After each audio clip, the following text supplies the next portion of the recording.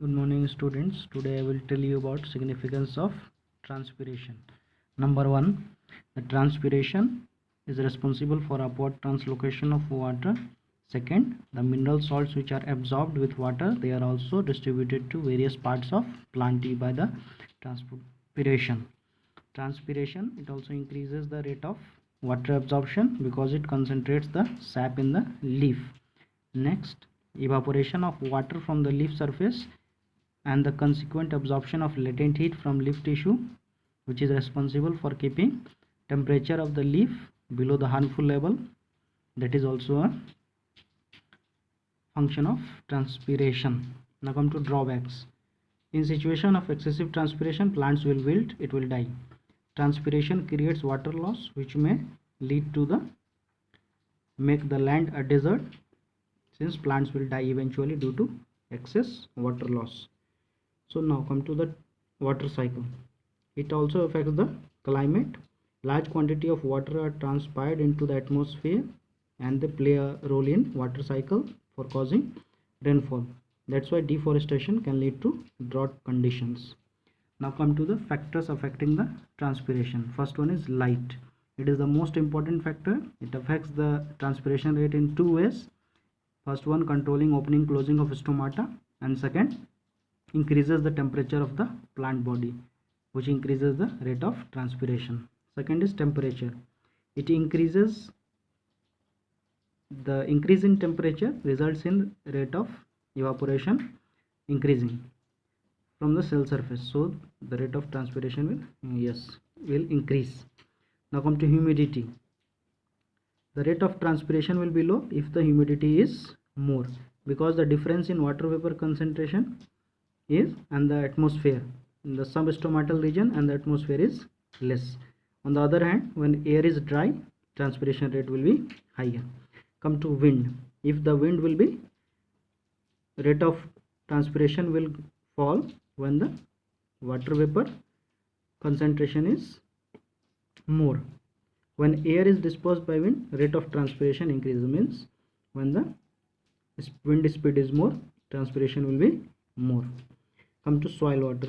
When soil water is sufficient, roots absorb water normally and transpiration rate is maintained. When the water in the soil is less, so the transpiration rate will be less. Now come to the internal factors. Example in xerophytes. Plants that exist where water is very scarce, that is cactus.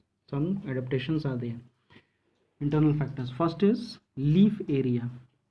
Some plants having a smaller leaf lamina reduces the transpiring area. Dense foliage, they also are having a similar effect because of shading effect, keeping the temperature down near stomata and inhibits the rapid air movement. Now second is thick cuticle. Especially in xerophytes, a thick cuticle is present outside epidermis to reduce the rate of transpiration. Number of stomata. It also affects the rate of transpiration. If the number is more, the transpiration rate will be high, and the vice versa. Sunken stomata. Leaves in stomata are sunk deep in the epidermis, which reduces the air movement near stomata and decreases the rate of transpiration. Presence of hair.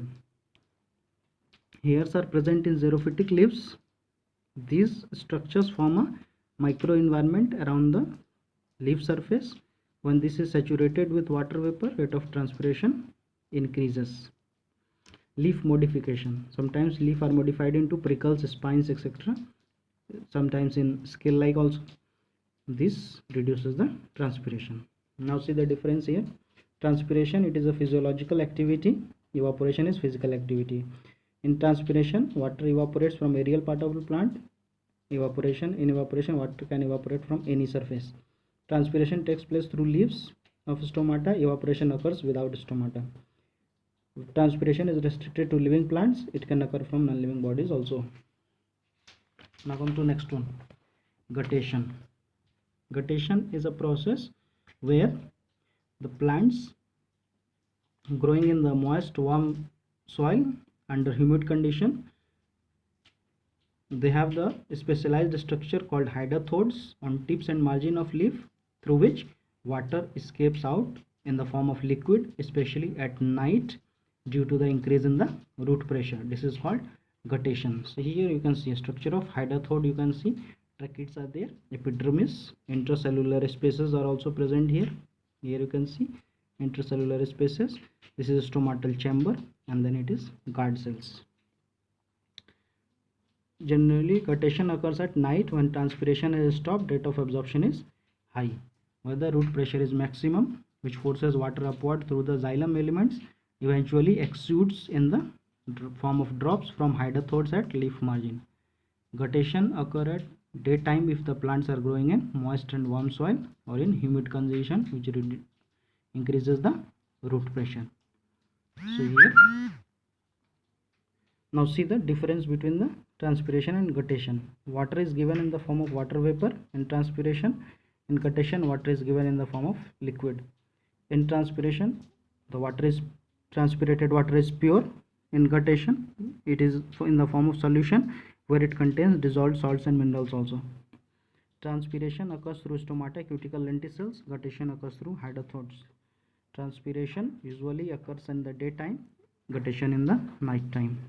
Now come to bleeding. The exudation of liquid from the cut or injured surface of the plant, such as date palm, Palmyra palm, this is known as bleeding. Now come to the differences between bleeding and guttation. Bleeding starts from cuts found in plant. It occurs from guttation occurs from edges of the leaves. More cell sap comes in out in this process. Here less cell sap comes out from this process. Bleeding occurs due to pressure in the sieve tubes. It occurs due to the pressure in the xylem.